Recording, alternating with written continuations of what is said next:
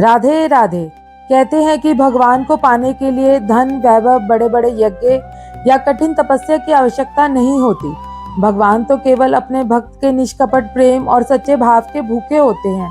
जब कोई भक्त पूरे मन से उन्हें अपना मान लेता है, तब भगवान भी उसके प्रेम का मान रखने के लिए किसी न किसी रूप में अवश्य आते हैं।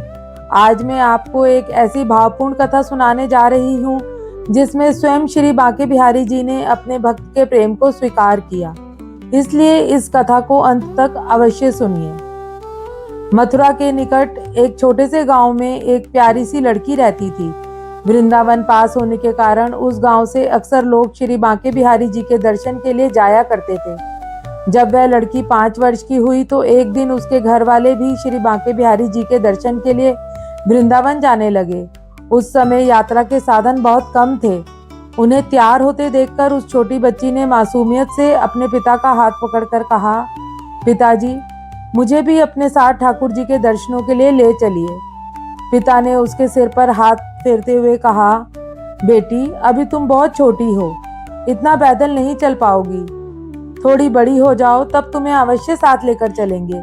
पिता की बात सुनकर वह चुप तो हो गई, लेकिन उसके नन्हे से मन में ठाकुर जी के दर्शन की एक ऐसी चाह जाग उठी जो दिन ब दिन और गहरी होती चली गई। 2 वर्ष बीत गए। जब वह 7 वर्ष की हुई तो फिर एक बार उसके घर वालों का किसी कारणवश वृंदावन जाना हुआ। इस बार उसने पहले से भी अधिक आग्रह करते हुए कहा, पिताजी, अब तो मैं बड़ी हो गई हूँ, इस बार मुझे भी अपने साथ ले चलिए। मैं भी ठाकुर जी के दर्शन करना चाहती हूँ। लेकिन इस बार भी किसी कारण से उसके साथ ले जाना नहीं हो सका। उस दिन वह बहुत उदास हुई, पर उसके मन में ठाकुर जी के प्रति प्रेम तनिक भी कम नहीं हुआ, बल्कि अब वह हर समय मन ही मन उनका स्मरण करती रहती।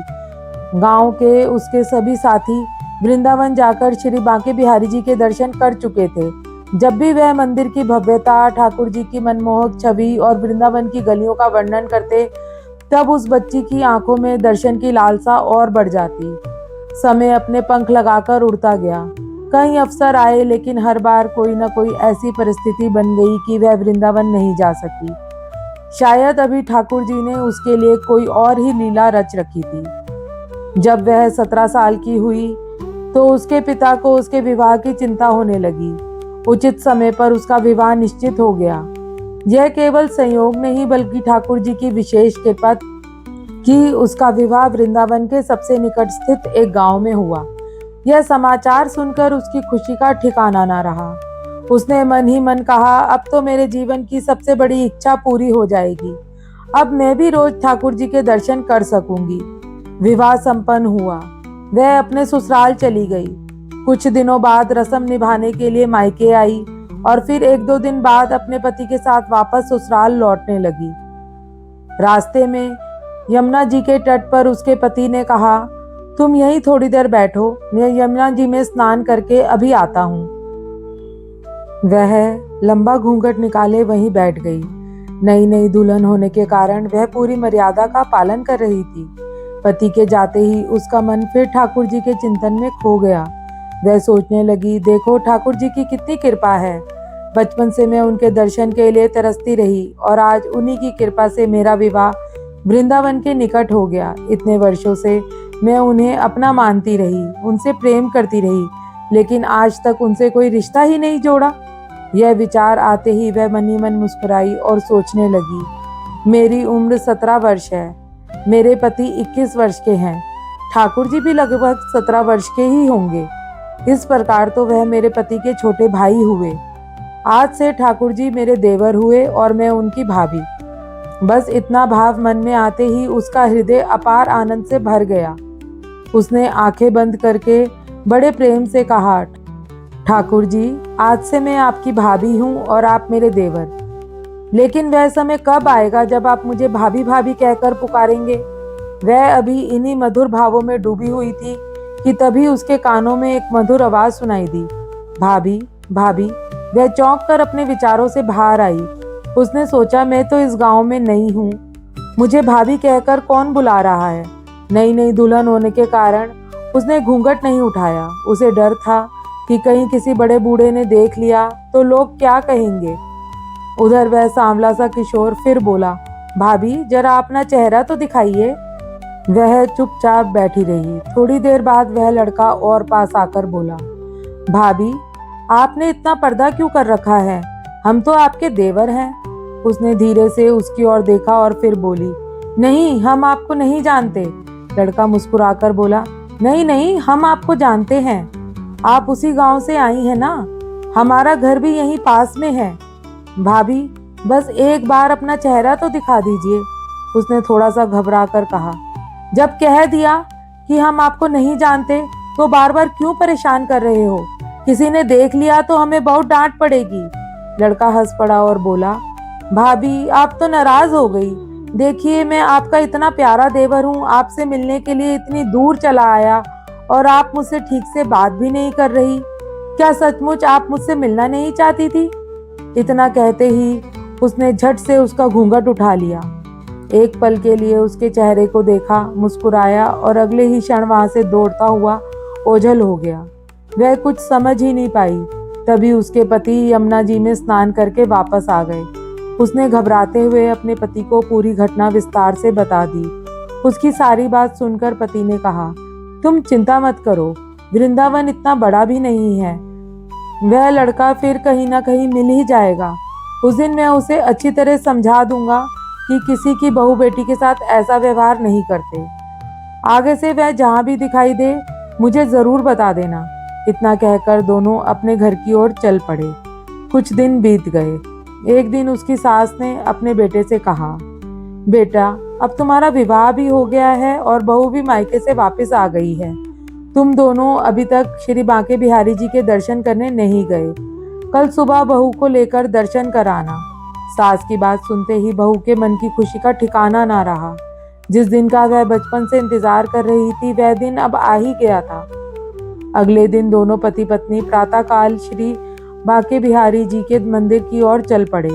मंदिर पहुंचने पर वहां भक्तों की भारी भीड़ उमड़ी हुई थी। उसके पति ने कहा, तुम महिला की पंक्ति में आगे चली जाओ, मैं भी यहीं से आता हूँ। वह महिलाओं की भीड़ के साथ आगे तो बढ़ गई, लेकिन उसने अपना घूंघट नहीं उठाया। उसे अभी भी यही संकोच था कि कहीं कोई बड़ा बूढ़ा उसे बिना घूंघट के ना देख ले। उधर समय बीतता जा रहा था। काफी देर बाद उसका पति भी भीड़ को पार करके उसके पास पहुंचा। उसने देखा कि उसकी पत्नी अभी तक घूंघट निकाले खड़ी है। वह मुस्कुराकर बोला, अरे बावली, ठाकुर जी तो बिल्कुल सामने विराजमान है, घूंघट नहीं उठाओगी तो उनके दर्शन कैसे करोगी? पति की बात सुनकर उसने धीरे धीरे अपना घूंघट उठाया। जैसे ही उसकी नजर श्री बांके बिहारी जी पर पड़ी, वह आश्चर्य से स्तब्ध रह गई। उसे वहां श्री बांके बिहारी जी के स्थान पर वही सांवला सा किशोर मुस्कुराता हुआ दिखाई दे रहा था, जिसने यमुना के तट पर उसे भाभी भाभी कहकर पुकारा था। उसके मुंह से अचानक निकल पड़ा, सुनिए, जल्दी आइए, जल्दी आइए। उसका पति घबराकर दौड़ता हुआ उसके पास आया और बोला, क्या हुआ? वह कांपती हुई आवाज में बोली, वही लड़का जिसने उस दिन मुझे भाभी भाभी कहकर पुकारा था, वह मिल गया। पति ने इधर उधर देखते हुए पूछा, कहाँ है? मुझे बताओ, अभी देखता हूँ उसे।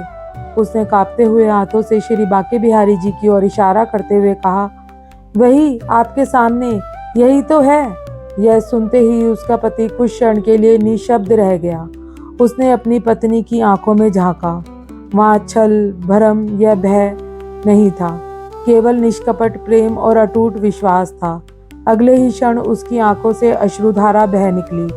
वह वहीं मंदिर में अपनी पत्नी के चरणों में गिर पड़ा और भर्राए हुए स्वर में बोला, तुम धन्य हो। वास्तव में तुम्हारे हृदय में ठाकुर जी के प्रति सच्चा और निष्कपट भाव है। हम इतने वर्षों से वृंदावन में रह रहे हैं, प्रतिदिन ठाकुर जी के दर्शन करते हैं, लेकिन आज तक हम उनके ऐसे दर्शन नहीं कर पाए।